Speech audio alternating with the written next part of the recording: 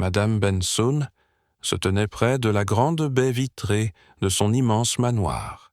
Elle fixait le jardin avec des yeux vides, mais son cœur, lui, était lourd comme une pierre. Le vent caressait doucement les feuilles, les oiseaux chantaient, et pourtant, rien n'atteignait cette femme figée par l'inquiétude. Son seul fils, Raymond, n'était plus le même. Il n'avait que 25 ans, mais la vie semblait déjà l'avoir quitté. Avant, il était plein d'énergie. Il riait fort, il courait dans les couloirs de la maison, il illuminait chaque pièce par sa seule présence. Mais depuis l'accident, ce n'était plus que silence et obscurité. La voiture, la nuit pluvieuse, les cris, l'hôpital, et puis le verdict, paralysé, à jamais. Raymond ne quittait plus sa chambre, il restait là, dans l'ombre, dans son fauteuil roulant, les yeux perdus, le visage fermé. Il n'acceptait aucune visite, ne répondait pas aux appels, et refusait même parfois de manger. Les rares fois où sa mère entrait, il ne levait même pas les yeux. Il était enfermé dans un monde où plus rien n'avait de sens. Ce qui le blessait le plus n'était pas la perte de ses jambes, c'était le regard des autres. Le regard de pitié, les murmures dans les couloirs, les silences gênés. Et plus encore, c'était cette trahison silencieuse. La femme qu'il aimait autrefois, celle qu'il rêvait d'épouser, était partie. Le jour même où il était revenu en fauteuil roulant, elle n'avait pas eu besoin de mots. Son départ avait tout dit. Ce soir-là, Madame Benson prit une grande inspiration et entra doucement dans la chambre de Raymond. Il faisait sombre.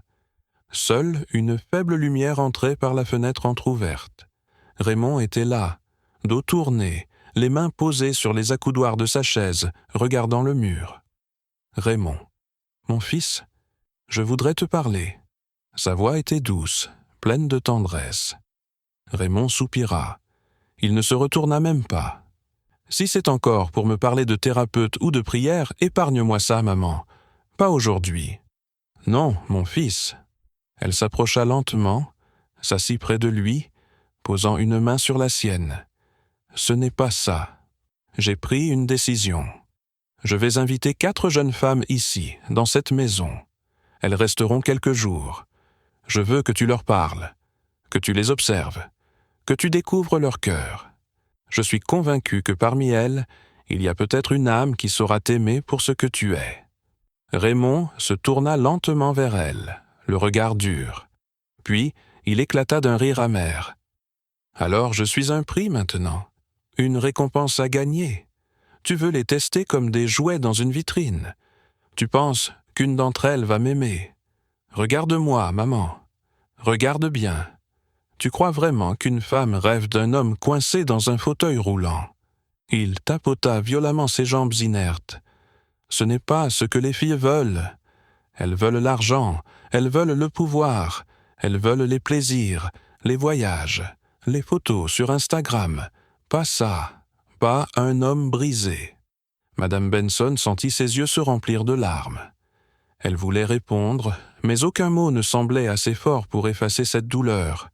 Elle serra ses mains tremblantes. « Je ne te demande pas de tomber amoureux. Je te demande juste d'essayer, juste une chance. Une seule. » Raymond se leva brusquement dans son fauteuil et cria « Non, je ne veux pas de pitié, je ne veux pas de faux sourires ni de mots vides. Si tu les amènes ici, je ne sortirai plus de cette chambre. » Un silence glacé tomba dans la pièce. Madame Benson se leva lentement, ravala ses larmes, redressa ses épaules. Elle regarda une dernière fois son fils et déclara d'une voix calme mais ferme « Alors, ne sors pas. Mais moi, je vais les faire venir, et tu feras ce que tu veux ensuite. » Elle sortit de la pièce sans un mot de plus. Son cœur battait fort, mais sa décision était prise. Elle espérait, au fond d'elle, que ces 4 jeunes femmes puissent rallumer une étincelle dans le cœur de son fils. Il avait souffert assez longtemps. Il était temps de briser les murs du silence. 2 semaines s'étaient écoulées depuis la discussion tendue entre Raymond et sa mère. Malgré son refus catégorique, Madame Benson avait tenu parole. Ce matin-là, 4 jeunes femmes franchirent le grand portail du manoir Benson, chacune avec une valise à la main, des rêves plein la tête, mais des intentions bien différentes dans le cœur. La première à descendre de la voiture fut Trisha. Teint clair, maquillage impeccable, lunettes de soleil luxueuses. Elle portait une robe moulante, signée par un grand designer. Elle venait d'une famille aisée, mais elle voulait plus, beaucoup plus. Trisha rêvait d'un mari milliardaire, d'un yacht à Monaco, de shopping à Paris, et elle comptait bien séduire Raymond, peu importe son handicap.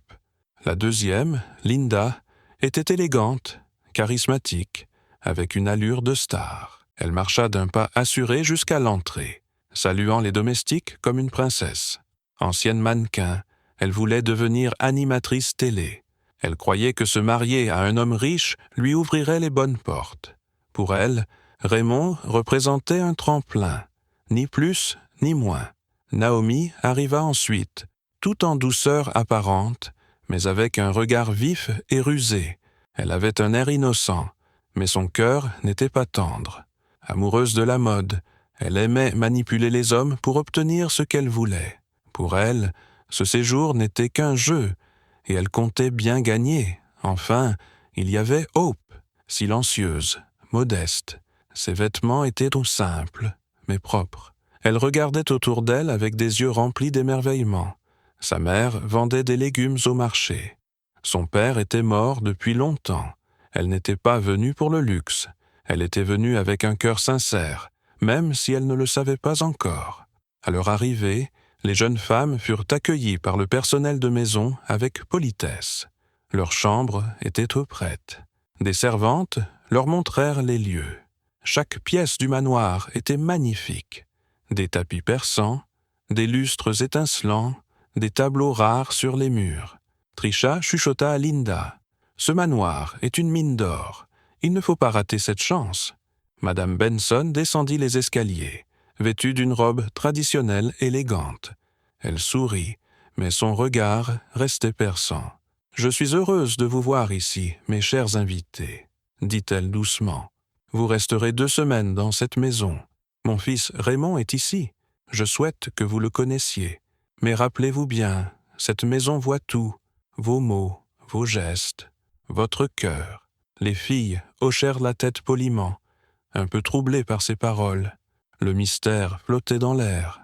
Le soir venu, les 4 jeunes femmes s'installèrent dans le salon principal, attendant de rencontrer Raymond pour la première fois. Le silence était pesant. Les horloges semblaient ralentir.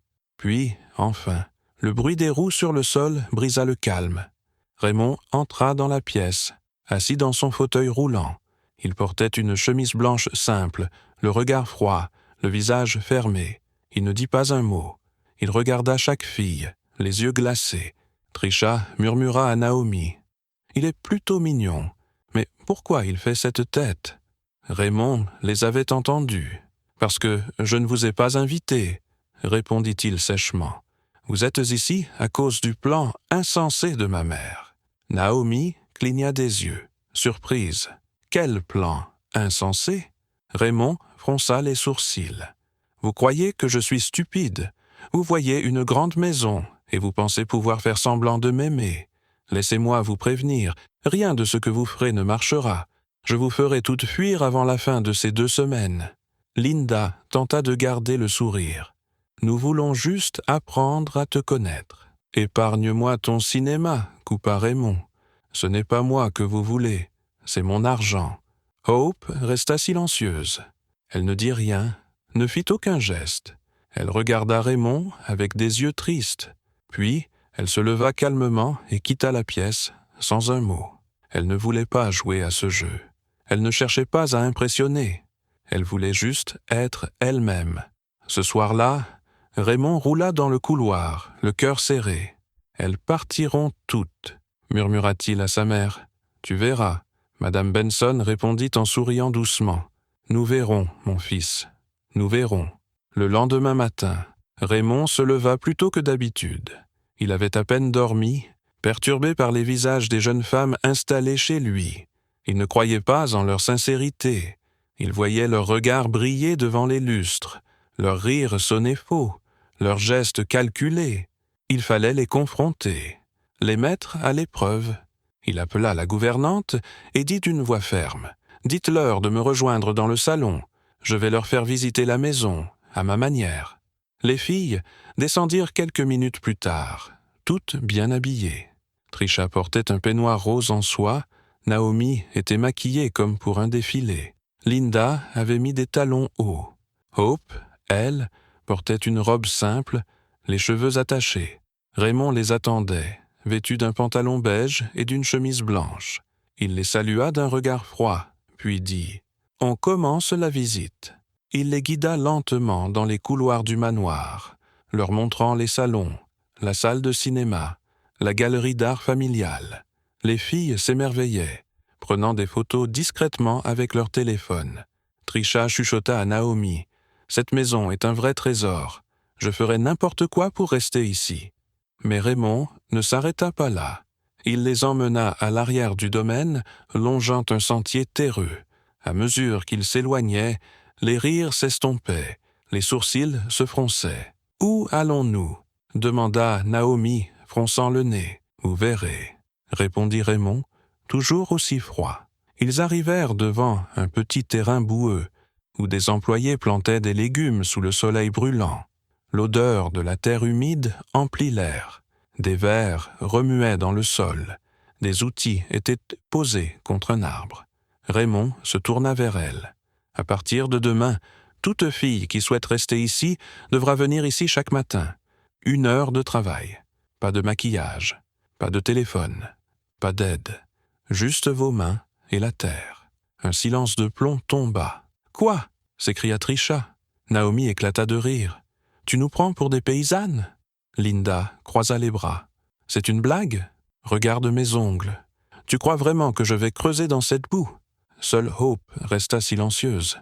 Elle s'approcha des ouvriers, enleva ses sandales et posa les pieds dans la terre sans hésiter. Raymond la fixa, surpris. « Tu ne dis rien ?» Elle le regarda calmement. « Je n'ai pas peur du travail. J'ai grandi dans un endroit où c'était notre quotidien. » Les autres filles soufflèrent bruyamment et repartirent en traînant les pieds vers la maison. Ce soir-là, elles se réunirent dans une chambre, en colère. « Il est fou !» s'indigna Trisha. « Me demander de creuser la terre avec ses mains. J'ai fait une manucure de luxe hier. » Naomi hocha la tête. « Il nous teste, c'est clair. Mais ce n'est pas grave. On va faire semblant. Juste 2 semaines. Après, c'est nous qui gagnerons. » Linda ajouta « On sourit, on dit oui à tout, et dès qu'une d'entre nous décroche la bague, les autres dégagent. » Mais pendant qu'elle complotait, Hope était dans la cuisine, aidant la cuisinière à éplucher les légumes. Elle souriait doucement, chantonnant une chanson de son enfance. Madame Benson la vit passer, un torchon à la main. « Tu n'es pas obligé, tu sais, » dit-elle doucement. Hope répondit avec un sourire sincère. « Je n'aime pas rester sans rien faire. J'aime aider. » Madame Benson l'observa quelques secondes, puis hocha la tête, touchée. « Tu as un cœur pur, ma fille. » Le lendemain, les filles reçurent des gants, des bottes et des outils. Trisha râla. Naomi fit une grimace en voyant un insecte. Linda se plaignit de la chaleur, mais Hope, elle, retroussa ses manches et se mit à planter, écoutant attentivement les conseils d'un vieux jardinier. Raymond, depuis sa fenêtre, regardait. Il vit tout, les faux sourires, les soupirs, les cris, mais surtout, il vit Hope, et quelque chose, dans son regard, commença doucement à changer. Le 4e jour, le grand salon du manoir fut préparé dès l'aube. Des fauteuils dorés étaient disposés en cercle, et au centre, un immense bouquet d'orchidées blanches parfumait l'air. Les 4 jeunes femmes furent appelées à s'y asseoir. Un silence de velours régnait. Puis, Madame Benson entra, droite, majestueuse, vêtue d'un boubou pourpre brodé de fils d'or. Elle s'installa lentement sur le fauteuil central et posa calmement ses mains sur ses genoux. « Bonjour, mesdemoiselles, » dit-elle d'une voix douce mais autoritaire. « Bonjour, madame », répondirent-elles à l'unisson, un peu tendues. Elle les regarda une par une, avec un regard profond, presque perçant. Puis elle dit « Quand je vous ai invitées ici, je vous ai dit que mon souhait était de voir mon fils heureux. Raymond a beaucoup souffert. Il mérite une femme qui saura aimer son cœur, pas sa fortune. » Un silence tomba. Les filles retinrent leur souffle. J'avais prévu une récompense pour celle qui gagnerait sincèrement le cœur de Raymond. À l'origine, cette récompense était de 10 millions de naira. Les yeux de Trisha s'élargirent. Naomi croisa les bras. Linda se redressa dans son siège. Madame Benson poursuivit. « Mais, après avoir observé vos efforts, j'ai décidé d'augmenter la somme. La récompense sera désormais de 50 millions de nairas, ainsi que l'ouverture d'une entreprise à votre nom. » Un murmure d'excitation parcourut la pièce. « Mais attention, » ajouta-t-elle, « ce n'est pas un jeu. Si je découvre que l'une de vous joue avec les sentiments de mon fils, elle quittera cette maison sur le champ. » Trisha faillit sauter de sa chaise. « Merci, madame. Je vous promets que je ferai de mon mieux. » Naomi sourit largement. « Je ne vous décevrai pas, madame. » Linda applaudit doucement. « Je vais redoubler d'efforts. » Hope, elle, resta silencieuse, le regard fixé au sol. Elle ne pensait plus à l'argent. Quelque chose avait changé en elle depuis qu'elle avait commencé à connaître Raymond. Mais pour les autres, la compétition venait de prendre une tournure sérieuse. Ce soir-là, Naomi se maquilla longuement, mit une robe de nuit très courte et marcha jusqu'à la bibliothèque où Raymond lisait. Elle entra sans frapper, un verre de jus à la main. « Salut Raymond, tu es toujours seul ici. Alors je me suis dit que tu aurais besoin d'un peu de compagnie. » Elle s'approcha de lui, doucement, essayant de poser une main sur son épaule. Mais Raymond la repoussa fermement. « Tu peux sortir. » Naomi tenta de rire. « Oh, allez, on est adultes. Tu es un homme, je suis une femme. On peut se rapprocher, non ? Tu veux te rapprocher de mon argent, pas de moi, » répondit-il froidement. « Sors. » Blessée et humiliée, Naomi quitta la pièce. Le lendemain, ce fut au tour de Trisha. Elle entra dans la chambre de Raymond, en robe en soie, les yeux rougis par de fausses larmes. « Je veux juste te réconforter. Je ne supporte pas de te voir triste. » Elle s'approcha, posa sa main sur son torse. Raymond attrapa son poignet, le serra doucement, mais fermement. « Est-ce que je te fais pitié ?» Trisha cligna des yeux. « Non, alors, ne me touche pas. » Il se détourna. Elle sortit, vexée. Linda attendit le soir. Elle prépara le plat préféré de Raymond, le déposa sur une table avec une bougie allumée. Elle portait une robe pendue, son parfum envoûtant. Lorsqu'il arriva, elle l'invita à s'asseoir. « Je l'ai cuisiné moi-même, avec amour. » Elle s'approcha, murmura « J'aimerais vraiment apprendre à te connaître », en posant sa main sur sa jambe. Raymond recula immédiatement. « Encore la même méthode ?» dit-il en soupirant. « Est-ce que c'est tout ce que vous avez à offrir ? Votre corps ? Vos regards ?» Linda le fixa. Bouche bée. Il quitta la pièce sans un mot de plus. Pendant ce temps, Hope était assise dans la cuisine, en train de couper des tomates. Elle aidait la cuisinière à préparer le repas du personnel. Elle ne cherchait pas Raymond. Elle ne se forçait pas. Elle restait elle-même. Raymond la regarda discrètement depuis le couloir. Il la vit rire avec la cuisinière, partager une mangue avec une servante, laver la vaisselle sans se plaindre. Aucune caméra, aucun témoin, pas de maquillage, pas de prétention. Ce soir-là, il confia à sa mère. « Je crois que je commence à comprendre quelque chose. » Madame Benson sourit. « Le cœur sait ce que les yeux ne voient pas toujours. Continue d'observer, mon fils. Le vrai amour est souvent le plus silencieux. » La nuit tombait sur le manoir Benson, enveloppant les couloirs de silence. Un vent léger faisait bouger les rideaux des grandes fenêtres. Dans sa chambre, Hope était assise sur son lit, une lettre de sa mère dans les mains. Les mots simples, pleins d'amour et de courage, lui donnaient de la force. Elle pensait à son frère malade, à sa maison modeste, à tout ce qu'elle avait laissé derrière elle. Son cœur était lourd, mais sa volonté restait forte. Soudain, on frappa doucement à sa porte. « Entre », dit-elle doucement. Linda entra, souriante. Un petit gâteau sur un plateau, 2 verres et une petite bouteille dans la main. « Surprise !» lança-t-elle. « C'est mon anniversaire aujourd'hui. Je voulais le fêter avec quelqu'un que j'apprécie vraiment dans cette maison. » Hope sourit légèrement. « Joyeux anniversaire, Linda. Je ne savais pas. Je n'ai rien dit à personne. Je voulais que ce soit discret, juste entre nous. » Elle s'installa sur le lit, versa du vin pétillant dans les verres et tendit l'un à Hope. Hope hésita. « Je n'ai jamais bu d'alcool. » Linda rit doucement. « Allons, un seul verre ne te fera pas de mal. Ce n'est pas fort, juste un petit goût fruité. Tu n'es plus au village ici. » Hope regarda le verre, puis Linda. Elle voulait être polie. Elle prit une petite gorgée. C'était amer. Elle toussa légèrement. Linda l'encouragea à continuer. « Tu verras, après quelques gorgées, ça va. » 30 minutes plus tard, Hope riait doucement. Ses joues étaient rouges. Elle n'était pas ivre, mais sa tête était légère.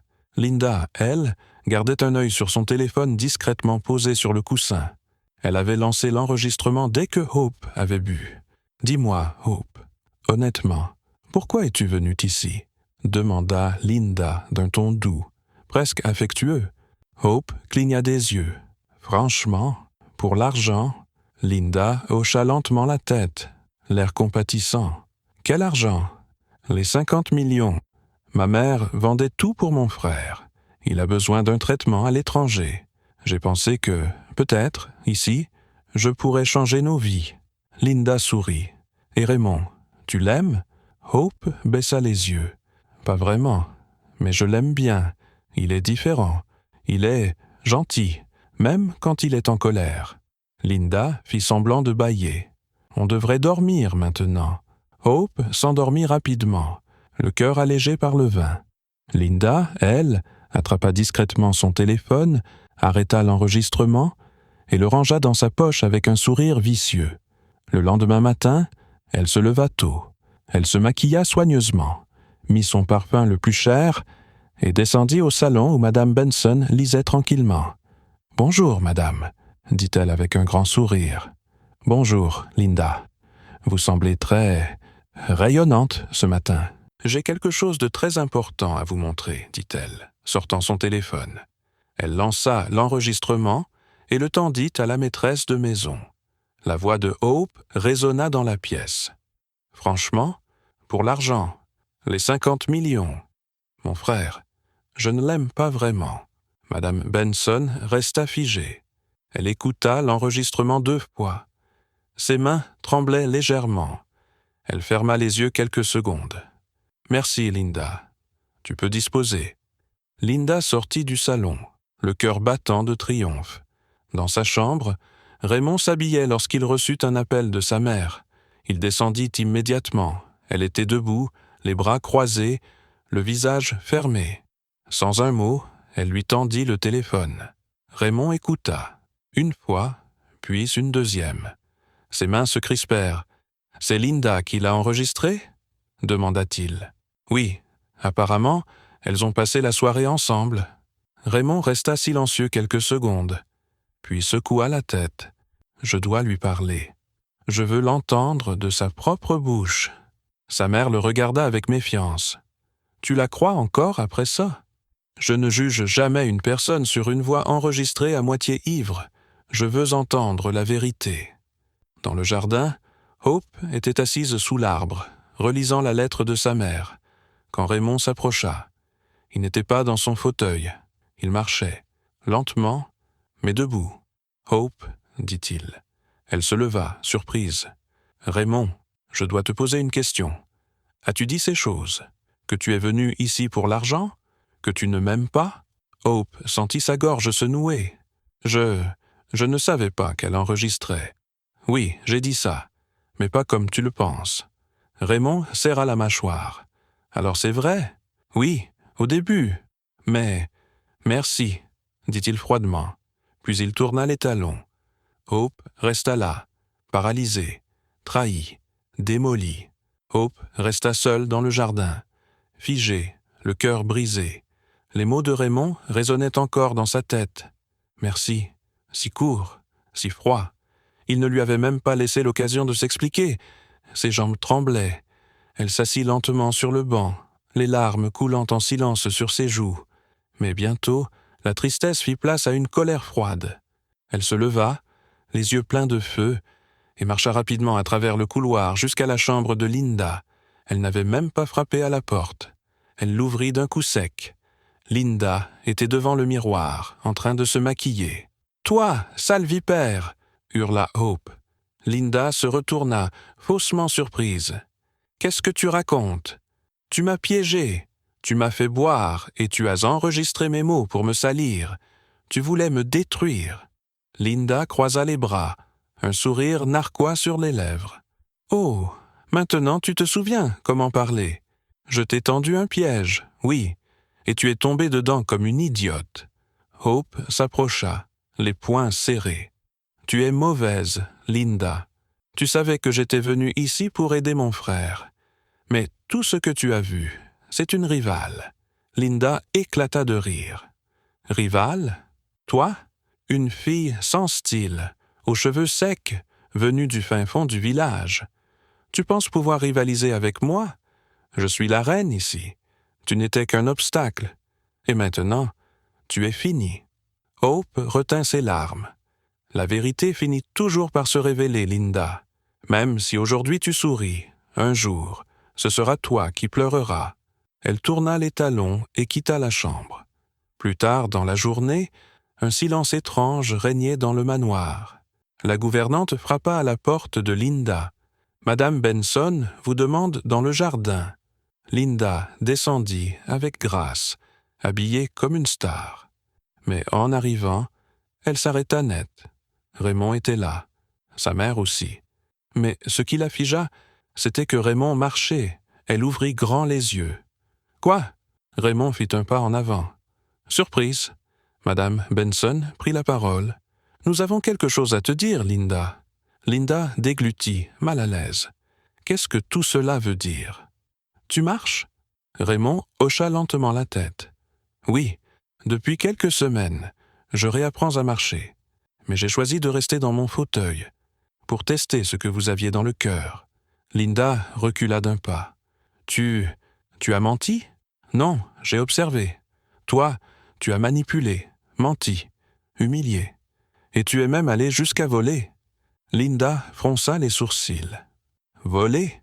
Madame Benson s'avança. « Hier soir, nous avons découvert que toutes mes pièces en or avaient disparu.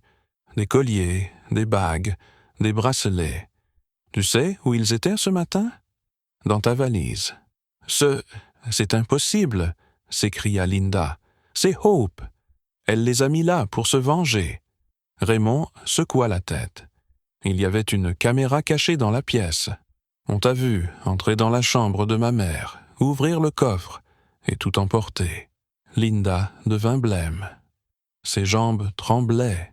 Alors c'était un test depuis le début, même la faillite, balbutia-t-elle. Raymond répondit calmement. « Exactement. Nous ne sommes pas ruinés. C'était une mise en scène. J'ai voulu savoir si quelqu'un pouvait m'aimer sans fortune. » Linda explosa. « Vous êtes tous fous. Vous avez joué avec moi. »« Non, » dit Madame Benson. « C'est toi qui as tout perdu, Linda. L'amour, l'honneur et même ta dignité. » Linda tomba à genoux. « S'il vous plaît, je vous en supplie, pardonnez-moi. » Mais Raymond se contenta de dire « Garde tes larmes. Elles ne valent rien. » Deux gardes s'approchèrent. Madame Benson fit un signe de tête. Ils prirent Linda, récupérèrent la valise et l'escortèrent jusqu'au portail. Elle se retourna une dernière fois, les yeux remplis de rage, puis disparut. Hope observait la scène depuis l'entrée du jardin. Madame Benson se tourna vers elle et avança lentement. Hope baissa les yeux. « Je te dois des excuses. » Raymond s'approcha à son tour. « Moi aussi. J'ai laissé le doute m'envahir. J'aurais dû écouter mon cœur. » Hope sourit timidement. « Vous vouliez juste protéger ce que vous aimez. Je ne vous en veux pas. » Raymond tendit la main. « Reste avec moi, Hope. Cette fois, sans test, sans mensonge. Juste, nous. » Hope lui prit la main. « Et, enfin, Le soleil brillait sans ombre sur le jardin Benson. Le manoir Benson semblait respirer à nouveau. Depuis le départ de Linda, l'air était plus léger, plus pur. Les employés marchèrent plus calmement. Les regards étaient moins méfiants. Les couloirs moins tendus. Le poison avait été expulsé. Mais une plaie restait ouverte, celle laissée dans le cœur de Hope. Elle était assise sur le banc du jardin, là où tout avait commencé. Elle tenait entre ses doigts un dessin de son petit frère, soigneusement plié. C'était un soleil maladroit, avec 2 personnages qui se tenaient la main. Au dos, il avait écrit « Reviens vite, grande sœur ». Les larmes lui montèrent aux yeux. C'est à ce moment-là que Madame Benson arriva. Elle marchait lentement, les mains croisées devant elle, son visage marqué par la honte et l'émotion. « Hope » murmura-t-elle. Hope se leva respectueusement. « Oui, madame ?» Madame Benson s'arrêta devant elle. Ses yeux brillaient. « Je suis venue te dire. Je suis désolée. » Hope écarquilla les yeux, confuse. « Je t'ai mal jugée. Je t'ai laissé souffrir alors que tu méritais la paix. J'ai écouté les mauvaises personnes, et j'ai douté de toi quand j'aurais dû te protéger. » Hope sentit sa gorge se serrer. « Vous avez agi par amour pour votre fils. Je ne vous en veux pas. » À ce moment-là, Raymond arriva, marchant lentement, sans aide. Il portait une chemise simple, les manches retroussées, le regard doux. « Moi aussi, Hope, je te dois des excuses. » Elle tourna les yeux vers lui, le cœur battant. « J'ai cru à cet enregistrement. J'ai cru que tu étais comme les autres. J'étais blessé, fermé, mais tu ne m'as jamais menti. Même dans tes moments de doute, tu étais honnête. » Hope ouvrit la bouche, mais aucun mot ne sortit. Raymond s'approcha encore et prit doucement ses mains. « Tu m'as donné plus que tout ce que l'argent peut acheter. Ta vérité, ta simplicité, ta loyauté. » Elle baissa les yeux. Les larmes oscillent. « Ce n'est pas fini, dit-il. Il reste quelqu'un que je veux aider, quelqu'un qui t'est cher. » Elle releva la tête. « Ton petit frère. J'ai contacté un hôpital spécialisé à l'étranger. J'ai payé tous les frais. Billets, opérations, hébergement. Il part dans 3 jours. » Hope écarquilla les yeux, la bouche entr'ouverte. Elle recula d'un pas, incrédule. « Quoi? Non, ce n'est pas possible. Si, tu m'as offert ton cœur. L'aider, c'est ma façon de t'honorer. » Hope fondit en larmes, portant ses mains à sa bouche. Madame Benson ne put retenir ses propres larmes. Elle s'approcha et prit Hope dans ses bras. « Tu es la fille que je n'ai jamais eue. » Raymond s'agenouilla lentement sur un genou, sortit une petite boîte de sa poche et l'ouvrit. À l'intérieur, une bague simple en or, sans diamant, sans extravagance. « Hope, veux-tu être mon épouse? Pas pour la fortune, pas pour le nom, mais pour l'amour que nous partageons. » Hope tomba à genoux en face de lui, hochant la tête, ému. « Oui, oui, Raymond, de tout mon cœur. » Ils s'enlacèrent longuement. Les servantes qui observaient depuis la véranda applaudirent, certaines essuyant leurs larmes. 3 jours plus tard, Hope accompagna son frère à l'aéroport avec Raymond. Le petit garçon souriait, tenant une peluche neuve offerte par Raymond. Il monta dans l'avion avec sa mère, plein d'espoir. À leur retour au manoir, les préparatifs commencèrent immédiatement. Pas de cérémonie luxueuse, pas de 100 invités. Juste une cérémonie intime, dans le jardin même où ils s'étaient réconciliés. Hope portait une robe blanche simple, cousue main par une couturière locale. Raymond portait un boubou ivoire, les épaules droites, le regard fier. Madame Benson, radieuse, accueillait les invités avec chaleur. Lorsque Raymond vit Hope s'avancer vers lui, chaque pas résonnait comme une promesse. Les fleurs dansaient dans la brise. Les invités se levèrent. « Vous pouvez maintenant embrasser la mariée, » dit le prêtre. Raymond souleva délicatement le voile de Hope et l'embrassa tendrement. Les applaudissements éclatèrent. Madame Benson essuya une larme, puis murmura à elle-même. « Mon fils n'a pas seulement trouvé l'amour, il a trouvé une reine. » 3 mois s'étaient écoulés depuis le jour où Hope avait dit « oui » à Raymond. Le manoir Benson, jadis plongé dans le doute, le chagrin et la manipulation, était maintenant remplie de rires sincères, d'odeurs de plats faits maison et de chansons douces le soir. Le couple vivait chaque jour comme un cadeau. Raymond, désormais debout, marchait avec assurance, bien qu'il utilisât parfois une canne lors de longues journées. Il avait repris ses affaires, mais avec une nouvelle philosophie. Moins de luxe, plus d'humanité. À ses côtés, Hope brillait d'une lumière apaisante. Elle avait transformé la maison en un foyer. Elle s'occupait des employés comme d'une famille, organisait des repas pour les enfants du village et avait même ouvert un petit atelier de couture pour les femmes sans emploi.